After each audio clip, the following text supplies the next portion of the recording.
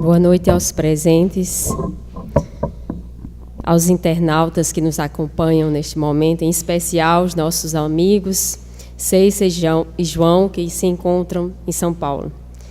Boa noite a todos, que a paz do Mestre possa nos envolver neste momento. O tema da noite de hoje, conforme anunciado, superando o orgulho, é um tema instigante, desafiante, porque constitui, em especial para nós, um dos pontos que devemos perseguir para a nossa evolução espiritual. Se nós perguntássemos aqui, ou se perguntássemos a cada um, da necessidade de trabalhar o orgulho, todos talvez dissessem sim, preciso trabalhar. Porque todos, na verdade, nós somos orgulhosos. Mas temos, de acordo com o nosso nível evolutivo, uns mais, outros menos, que precisam trabalhar mais esse aspecto. Então, se fôssemos abordar o orgulho como sendo um aspecto intrínseco à natureza humana, e ele é intrínseco à natureza humana, por que tratá-lo? Já que todos nós, ainda no nível evolutivo em que nos encontramos, todos nós ainda somos orgulhosos. Mas é um desafio, conforme já dissemos, porque ao mesmo tempo que este é um vício intrínseco e é colocado pelos espíritos como a chaga da humanidade, o orgulho e o egoísmo, é também a chave para a nossa evolução espiritual, trabalhar o orgulho. E conforme nos coloca Joana de Ângeles no livro Iluminação Interior, ela vai caracterizar o orgulho como sendo um impiedoso algoz da criatura humana, um dos filhos espúrios do egoísmo, o gerador de transtornos emocionais os mais variados e também o que leva ao personalismo humano, à cegueira do personalismo humano, como também é o orgulho que vai exibir uma soberba patológica que vai inspirar a antipatia entre as pessoas. Então, o orgulho se caracteriza, portanto, como essa característica de alguém que tem um conceito exagerado em relação a si mesmo. E pode significar as duas coisas, tanto altivez, dignidade, mas, por outro lado, também soberba. Então, é preciso analisar sobre dois aspectos, sobre dois focos, sobre duas faces, o orgulho. Às vezes, a gente pensa que ele apresenta só o aspecto negativo, mas o orgulho também pode caracterizar dignidade, altivez. E é preciso também reconhecer este lado positivo do orgulho. Sempre que a gente vai analisar algo, é preciso observar em que momento é preciso ter o orgulho, sim, a altivez no sentido de dignidade, de respeito a si mesmo, o limite que eu tenho que ter para comigo mesma e para com o outro. Os meus limites, as minhas necessidades, inclusive saber distinguir esses limites. Saber identificar até onde eu posso ir, até onde eu posso fazer, até onde eu posso exercer uma posição de destaque. Sim, é preciso saber esse limite, para que não sejamos objeto de críticas, para que tenhamos um autoconceito definido da nossa personalidade e saibamos para onde estamos caminhando na nossa existência. É preciso, portanto, saber que o orgulho pode levar a essa exaltação da personalidade que leva o homem a considerar-se acima dos outros. Quando ele se considera e está nesse patamar de considerar-se superior aos demais, E aí é quando se torna negativo. Mas é preciso também observar o orgulho no momento em que eu tenho a dignidade, o respeito a mim mesmo e não passo a me imiscuir com determinados fatos, determinados eventos, não por orgulho, mas até mesmo pela humildade de reconhecer que não estamos ainda no nível evolutivo de se imiscuir com determinadas pessoas, com determinados eventos, com determinados fatos da nossa existência. Às vezes a gente diz, eu tenho que ter essa coragem, eu tenho o orgulho, né, de estar com alguém. Mas será isso bom para a minha personalidade, para a minha evolução espiritual? Estar em uma posição de destaque nesse momento seria bom? Então, ter a humildade para reconhecer isso. É nesse momento de respeito aos nossos limites que o orgulho, então, entra com o seu lado positivo. E aí a gente vai analisar sobre esses dois ângulos, para que possamos, então, verificar em que momento nós podemos superar. E se é possível superar o orgulho no estágio em que nós estamos, nos encontramos aqui na Terra. Então, o orgulho nasce de um instinto, de um sentimento natural, que é o instinto da nossa conservação, né? Do dever se valorizar a si mesmo. Então, todos nós temos esse instinto de conservação, esse instinto natural de querer, de pretender, não é, valorizar a si mesmo. E valorizar a si mesmo, então, é saber os meus limites, conhecendo os meus limites e, ao mesmo tempo, trabalhando esses limites aos poucos. Então, será impossível, ou seria possível, impossível destruir o orgulho, já que é um vício inerente a todos nós? Então, conforme nós falamos, ela pode ter esses dois lados, positivo e negativo, o orgulho, mas a atitude do orgulhoso vai se caracterizar, e nós vamos colocar algumas das características do orgulhoso para que possamos construir aqui o perfil de um orgulhoso e como nós nos encaixamos ou não nesse perfil de orgulhoso. Poderíamos até pensar, temos ou não determinada característica, porque quando nós apresentamos esta ou aquela característica, é preciso, uma vez, identificá-la e buscar, aos poucos, né, ter inclusive a humildade para reconhecer que nós ainda possuímos essas características e buscar trabalhá-las. Então, mais das vezes, nós, por orgulho, por uma atitude orgulhosa, sequer reconhecemos que temos essas características em nós mesmos. E uma das atitudes é desprezar. É um processo de fuga. É não querer aceitar quem nós somos.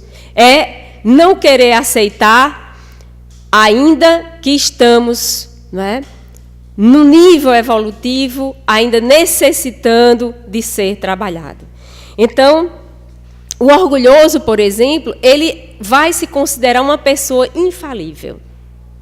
Quem se caracteriza aqui por aquela pessoa mais perfeccionista, que nunca quer falhar, que sempre quer acertar. Seria essa pessoa infalível, né? E defende as opiniões assim veementemente, as suas opiniões são infalíveis, são as melhores, ela não reconhece que erra ou que pode errar. Então, seria aquela pessoa infalível. Você vai colocar algumas características dela, apontar, e ela não vai aceitar de modo nenhum. E ela sempre pensa que é capaz de discernir e interpretar a vontade de Deus, mas nem sempre.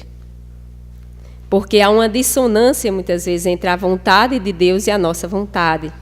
E o orgulhoso quer sempre satisfazer as próprias vontades, mesmo que para isso ele tenha que passar por cima de tudo e de todos. Ele quer sempre vencer e, para isso, ele não coloca Deus maior do que ele. A vontade de Deus não está acima. Pelo contrário, porque ele se sente o próprio Deus. Ele se sente o superior. Então, quem é superior a ele? Deus? A mãe? O pai? Para isso ele não ouve mãe, pai, professor, nada disso. E Deus, que é uma entidade abstrata para ele, não verificada, enfim, não reconhece. Então, ele pensa que é sempre capaz de discernir, interpretar a vontade de Deus quando reconhece essa vontade. Quando não reconhece, ele sequer cogita que existe essa vontade. Então, ele julga-se melhor que os outros. Eu sou melhor em tudo, né? Eu faço sempre o melhor. Né? E a gente, inconscientemente, né, nós fazemos isso. Até mesmo num prato que nós preparamos em casa. Olha só, fui eu que fiz, né? Tá gostoso? Não é? Tá o melhor. Enfim, a gente quer receber elogios e coisas simples. E quando nós ministramos uma aula, né, muitas vezes assim, achando que estamos, né, abafando com aquela aula, e vem o elogio do aluno, e isso, né, para o nosso ego, mesmo que assim você finja e diga, porque nós nos alimentamos. É claro que nós vivemos em função, não devemos viver em função do elogio, mas muitas vezes, né, nós não conseguimos discernir os nossos limites e por isso mesmo nós nos consideramos melhores do que os demais. Então, por não conseguir autoanalisar-se, ele vai projetar nos outros que sempre o incomoda. Então, se o outro tem determinado defeito, é claro, está incomodando, não é? Eu tenho aquele defeito, então eu projeto no outro e não vejo em mim mesmo. Então, o orgulhoso ele está constantemente insatisfeito. Nunca ele está, né, satisfeito e ele está sempre desconfiado. Mas você viu fulano? Olha, olhou assim, aquela cara, eu acho que ela estava querendo dizer isso comigo, eu acho que ela estava pensando tal coisa. Ele está sempre desconfiado. É uma pessoa armada que está pronta para reagir. E, normalmente, nós temos reações, não é isso?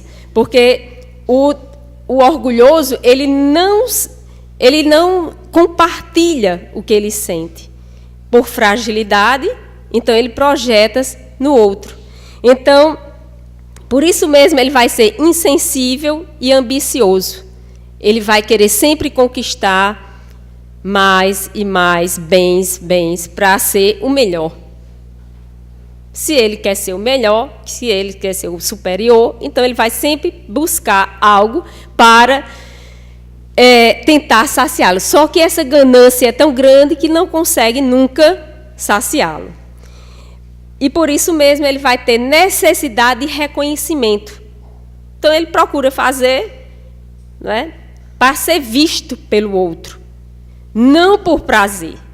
Ele não realiza a atividade que ele faça, quer seja dar uma aula, quer seja exercer a sua profissão de advogado, quer seja, enfim, o que for, de professor, de médico, de advogado, seja lá o que for, ele vai exercer com o objetivo maior de ser reconhecido e não por prazer, por estar exercendo a sua profissão por prazer. Isto é complicado na medida em que ele vai exercer um certo autoritarismo, não é? Ele, na verdade, vai ser autoritário e vai querer ser a autoridade. Veja bem, é complexo isso, é contraditório. Porque, ao mesmo tempo que ele é autoritário, ele quer exercer a função de autoridade. Eu aqui mando e devo ser obedecido. Ele não aceita de forma nenhuma ser subalterno. Ele quer ser, não é, aquele que sempre manda. Então, ele é a própria autoridade. E ai daquele que se insurja aos seus, né, ao que ele está estabelecendo como regra. Então, ele não consegue ser submisso, portanto, a autoridade nenhuma. De jeito nenhum. Não é submisso a ninguém. E ele é irredutível nos seus pontos de vista, recusando-se, portanto, a abandonar suas vontades pelo bem do grupo. Ele não pensa no bem-estar do outro. Se ele quer satisfazer a si próprio, ele não vai pensar no bem geral, no bem da comunidade, no bem familiar. Então, quase sempre é irônico, não é? É irônico e ferino com as palavras. Ele está sempre pronto para dizer uma palavra de ironia para com o outro. E aí, isso é, veja bem, às vezes inconsciente, porque o tempo todo ele está armado, então ele usa da palavra, que é uma arma de poder também, para o quê? Ser irônico, para denegrir a imagem do outro, enfim. Ele tem prazer, portanto, em ser bajulado, em receber os elogios. E, portanto, ele vai concentrar-se sempre na fraqueza do outro. A fraqueza do outro. Olha, se eu digo que o outro é fraco, eu é que sou forte. Não é? Eu enalteço o que eu sou e coloco fraqueza no outro. Então, nos lembramos, não sei, não é? Dentre essas características aqui, como todos nós podemos saber em que nível nós estamos. Claro que cada um, no seu processo de autodescobrimento, vai buscar, todos nós aqui buscamos, perceber em que nível nós estamos, em um momento ou outro, em que grau nós estamos. Isso é necessário para que possamos mudar. E quando a gente fala em mudança, nós não estamos colocando como utopia, porque é possível a mudança. E nos lembramos do livro, né, estudado aqui no grupo de estudo já há 2000 anos atrás, pelo Espírito Emmanuel, psicografia de Francisco Cândido Xavier, da figura de Públio Lentulus, que é um senador, foi um senador romano, muito orgulhoso, e que sofreu bastante, por isso mesmo. Inclusive, a consequência do orgulhoso, ele só vai se quedar, ele só vai, com o tempo, trabalhar, quando ele não opta pelo amor, é pelo sofrimento. Infelizmente, é pela dor. E foi o caso de Públio Lentulus no livro Há 2000 anos. O senador romano, tão orgulhoso, que teve a oportunidade de estar com Jesus, mas ele não se quedou, ele não reconheceu Jesus naquele momento. Reconhecer a posição de Jesus, os ensinamentos, e ele, mesmo ao lado de Lívia, sua esposa, uma mulher colocada como evoluída, descrita no livro de Emmanuel como aquela pessoa que já tinha conquistado a humildade, que é o contrário do orgulho, era humilde, era uma pessoa bondosa, caridosa, e soube reconhecer e aprender os ensinamentos do Mestre. E foi a partir dela que Jesus conseguiu, que Jesus, na verdade, curou a filha Flávia, porque o próprio senador, ele foi ao encontro de Jesus, mas não se colocou de forma humilde, porque ele não tinha ainda evolução espiritual para tal.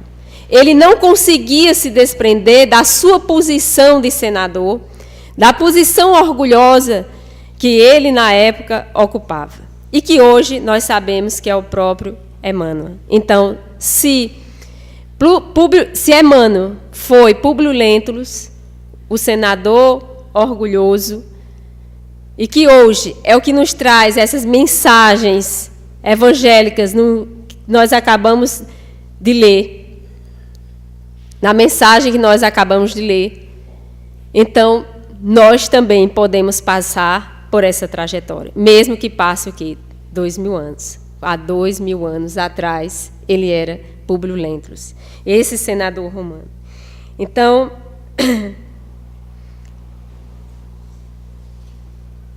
é o convite para todos nós poder perceber que o orgulho, ele leva às perdas de oportunidades. Assim como Públio Lentulus perdeu a oportunidade de estar frente a frente, quer dizer, ele esteve frente a frente com o mestre, mas não soube aproveitar a ocasião. Essa é uma metáfora. Esse encontro que ele teve, esse minuto que ele teve com Jesus na praia, esse encontro, poderia significar para ele uma mudança radical, mas ele não aproveitou aquele momento. Foi preciso, então, passar por muito sofrimento ao longo dos anos. E quem leu já a obra há 2000 anos sabe o quanto este espírito sofreu, este homem sofreu, e ele, de alguma forma, trabalhou o seu orgulho. Enfim, ele passou da condição de senador e, em 50 anos depois, a condição de escravo. Inclusive, mudando a posição, fazendo-nos, então, refletir que essa posição que nós ocupamos na Terra, ela é transitória. Nós não somos, nós estamos professores, nós estamos médicos, nós estamos, né, advogados, nós estamos, enfim, expositor espírita. Nós não somos. A nossa condição é transitória. E quando nós nos conscientizamos disso, sabemos que tudo aquilo que nós conquistamos aqui na Terra não é nada comparada à nossa evolução espiritual a partir daquilo que nós conquistamos com o nosso crescimento espiritual. Então, o orgulho leva às diversas perdas. Perdas de pessoas amadas. Sim, por orgulho, nós perdemos as pessoas com as quais nós convivemos. Por não saber lidar com elas, por não saber amar, e exatamente pelo nosso orgulho, nosso egoísmo, nós nos afastamos das pessoas. Inclusive, essa é uma das características do orgulhoso. Ele não consegue viver harmonicamente com ninguém.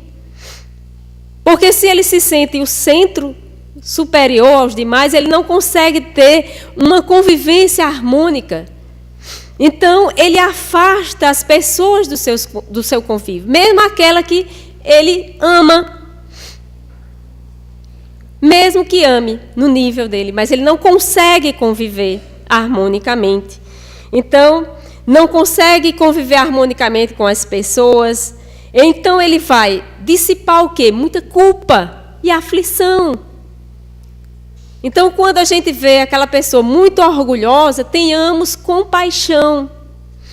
Porque uma pessoa conflitada, geralmente são pessoas mal-humoradas, que derramam todo aquele tormento que tem dentro de si no outro, projeta o que ele não ainda consegue adquirir, e, infelizmente, está numa condição espiritual, num nível evolutivo, ainda aquém da espiritualidade, para enxergar Deus como o Supremo e colocar-se nas mãos dele quando não puder ainda, né, quando não puder resolver os seus problemas. Então, o orgulho deve ser, portanto, trabalhado. Então, é preciso perceber que todos nós devemos tratar a nenhuma criatura de forma desprezível. Às vezes, a pessoa que está trabalhando na nossa casa, ou um jardineiro, nós colocamos como desprezível. Mas nós não sabemos a história de vida espiritual, inclusive, de outras existências daquela pessoa. Então, a nenhuma coisa ou criatura deve-se atribuir o termo desprezível, porque estamos ocupando o lugar exato. Aquilo a que nós viemos fazer aqui na Terra. E todos nós somos importantes e todos nós somos convocados a dar a nossa contribuição no universo. Não somos melhores nem piores do que ninguém. Reconhecer isso nos coloca numa situação de reconhecer que somos filhos de Deus e estamos no mesmo patamar espiritual, em evolução, necessitando de aprendizagem. Então, desempenham função útil no universo, todo e qualquer espírito. E todos têm deveres a cumprir. É preciso saber, então, e reconhecer se estamos cumprindo com os nossos deveres para a construção de um edifício, a construção desse edifício, que é o nosso edifício espiritual, e aí, para a construção da nossa obra aqui, foi necessário que tanto os serventes quanto o pedreiro e o arquiteto. Porque senão nós não teríamos já hoje, não é, já as paredes já aí prontas, e que hoje tivemos a alegria das crianças comemorar o Dia das Crianças no salão. Então, todos nós exercemos uma função aqui na Terra. E reconhecer essa função, esse papel, é fundamental para saber que não somos melhores nem piores. Então, muitos de nós convivemos ainda com indivíduos que tentam cuidar de nosso desenvolvimento espiritual. Infelizmente, nós estamos ainda convivendo, não é? E também nós somos assim quando impomos o controle excessivo e disciplina perfeccionista do modo como nós queremos que seja. Se nós temos uma percepção da vida e não respeitamos a do nosso próximo, isso caracteriza um traço de orgulho. Então, eu imponho um modo de ser, um modo, não é, de agir. Então, nós passamos a desenvolver uma compulsão controladora da vida do outro. E se o outro não faz aquilo que nós gostaríamos que ele fizesse, ou que não está fazendo aquilo que nós imaginamos que ele deveria fazer, então, é o quê? Nós estamos sendo compulsivos, orgulhosos, porque controlar a vida alheia é fruto de nosso orgulho. Não é?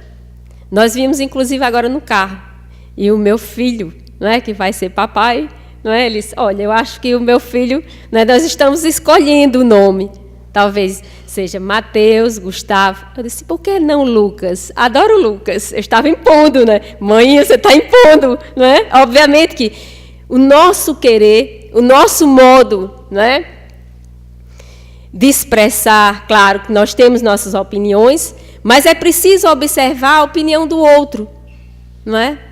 Isso na necessidade, no querer do outro. E nós estamos, aos poucos, em família, convivendo e percebendo quanto às vezes nós somos, né, orgulhosos para dizer, eu quero que seja do modo que eu acho que deve ser. Ah, eu gosto desse nome. Ah, só não vai colocar Blandina, né, se fosse mulher, não é? Enfim, o fato é que, às vezes, a nossa compulsão de querer controlar em tudo. A gente quer controlar as mínimas coisas do que deve ser feito, do que deve ser colocado, de como deve se proceder. Então, por isso que Jesus nos colocava nas bem-aventuranças. Bem-aventurados os pobres em espírito, pois deles é o reino dos céus. Por que Jesus nos convocou dizendo que seriam felizes aqueles pobres pelo espírito, ou em espírito? Seria pobre porque está numa condição de pobreza material? Obviamente que não foi nesse sentido que Jesus colocava essa sentença, essa bem-aventurança, mas seria aquele pobre, né? Essa pobreza em espírito, né? Também não seria aquele que não é esvaziado de sentimento ou esvaziado de conquistas. Não é nesse sentido, óbvio. Então, a pessoa orgulhosa, ela não vai aceitar críticas, né? A humilde, por outro lado, e aí por isso que Jesus coloca como sendo, não é, bem-aventurados os pobres pelo espírito, aqueles que são humildes de coração. Ou seja, aquele que sabe, não é, que está disposto a ouvir, aquele que está disposto a ouvir as opiniões alheias, aquele que não impõe a sua vontade, aquele que está ali sabendo, de alguma forma, e aceitando resignadamente a vontade de Deus.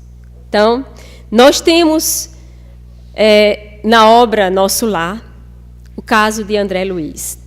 Quase todos aqui já devem ter assistido ao filme ou lido a obra Nosso Lar. E se deparado com a figura de André Luiz, o médico.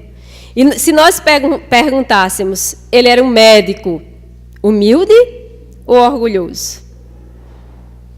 Como ele tratava os pacientes dele no consultório? Ele era caridoso? Ele dava consultas àquelas pessoas, né, que estavam ali necessitadas? Ele ajudava, enfim.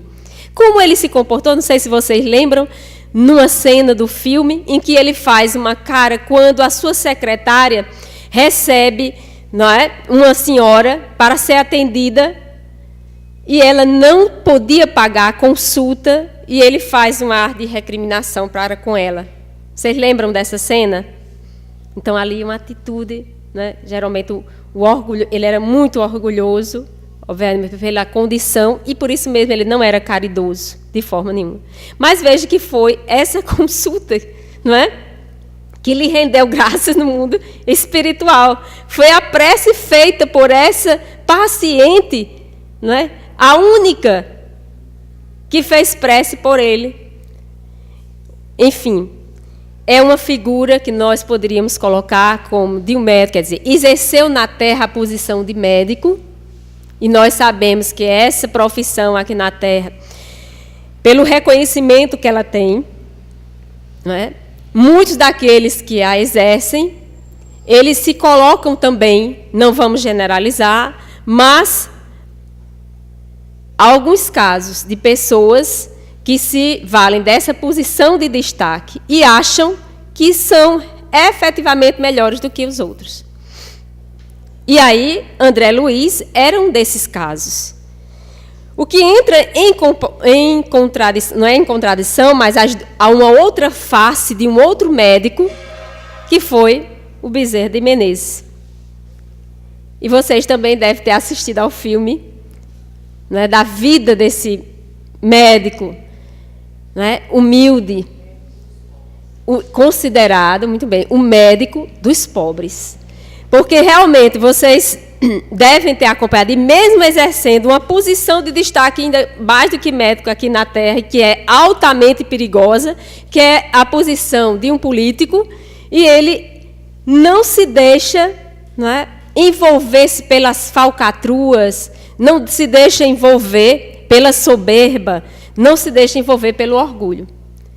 Pelo contrário, ele age de forma humilde e ajuda todos aqueles que necessitam. E há uma cena belíssima que vocês devem se recordar, que é quando ele tem um desprendimento e uma de suas pacientes não tem dinheiro para comprar o medicamento e ele doa o próprio, né, anel de formatura.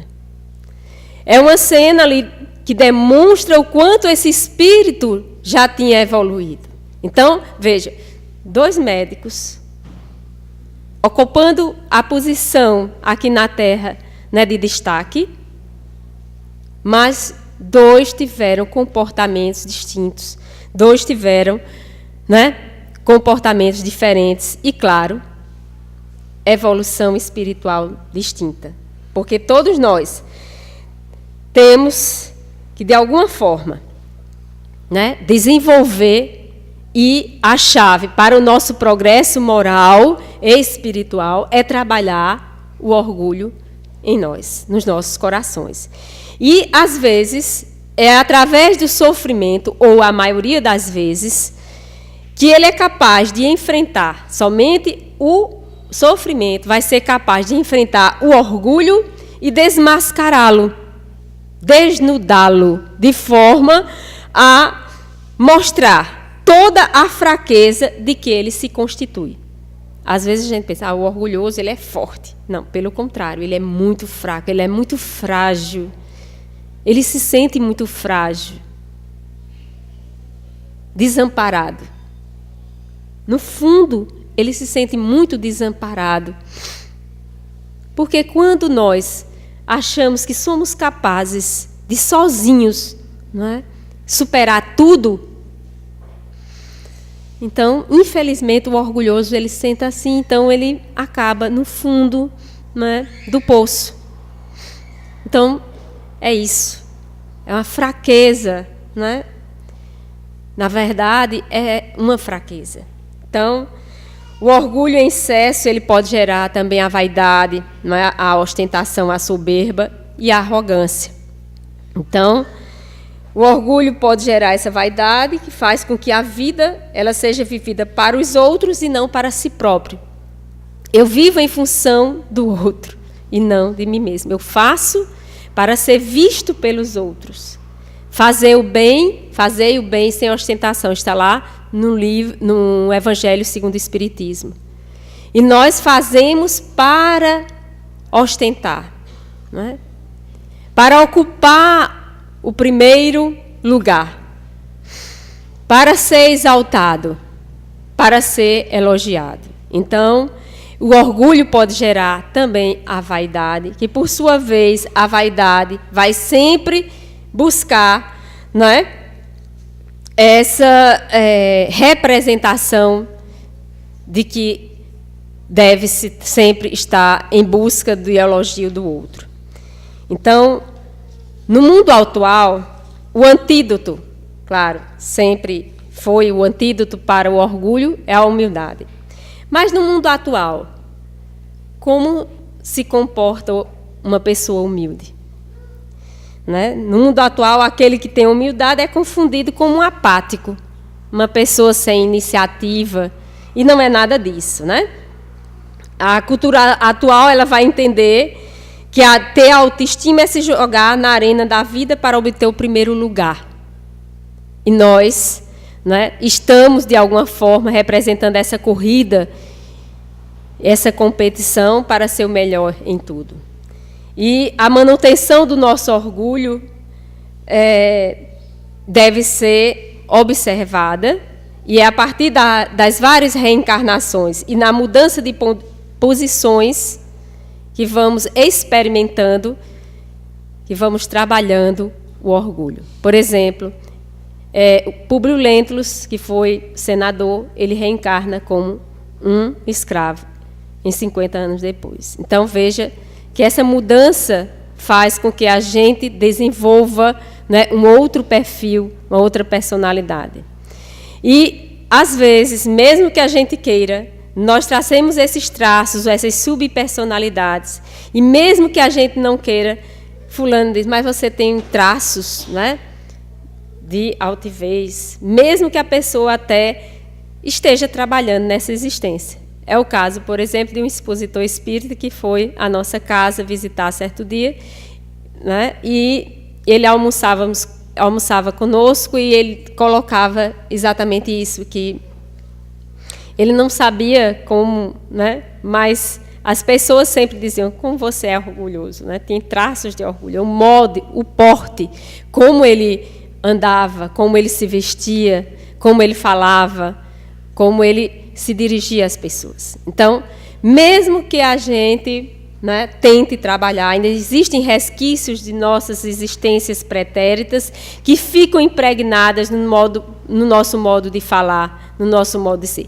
Isso, obviamente, temos que saber distinguir, porque nem sempre o que se apresenta como um exterior é efetivamente o que está lá, não é, no íntimo, porque eu já posso ter trabalhado aquela subpersonalidade e não ser aquilo que efetivamente a pessoa demonstra.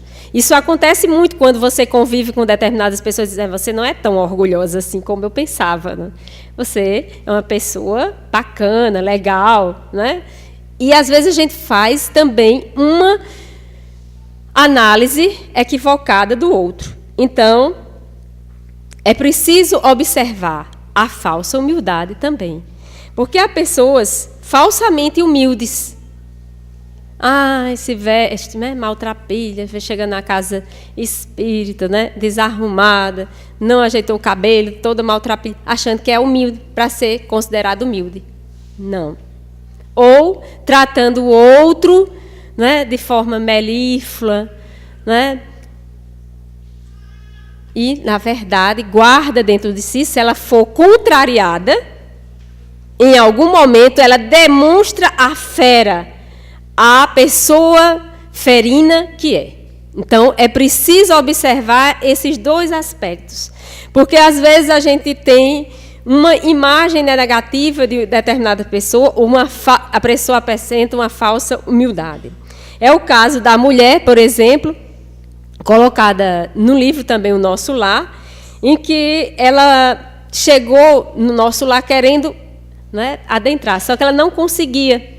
Ela vinha pedindo socorro, né, toda melíflua, colocando um discurso, né, de que estava sofrendo, precisava de ajuda naquele momento, e alguns se compadeceram dela. Mas aí, e André Luiz observando que, junto com Narcisa, que em torno daquela mulher existiam pontos negros. Ela não estava falando a verdade, porque no momento em que foi identificado esses pontos negros, existiam 58, ela havia abortado, né, contribuído para o aborto, né, feito aborto, de 58 crianças.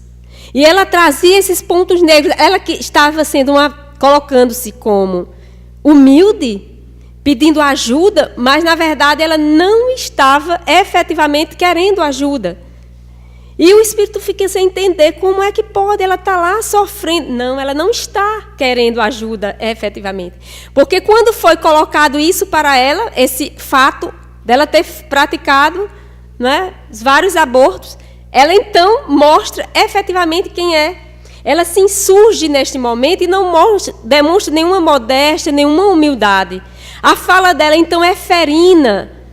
E passa, então, a agredir aqueles que ela, naquele momento, estava pedindo ajuda.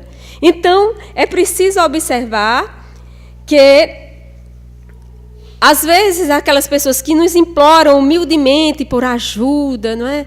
Eles se fazem o quê? De melífluos, de pessoas bondosas, de pessoas que estão ali humildes, mas não são. Pelo contrário, né? Basta, vamos dizer assim, mexer em algum ponto que ele não goste, ou ela não goste, e aí tem uma reação.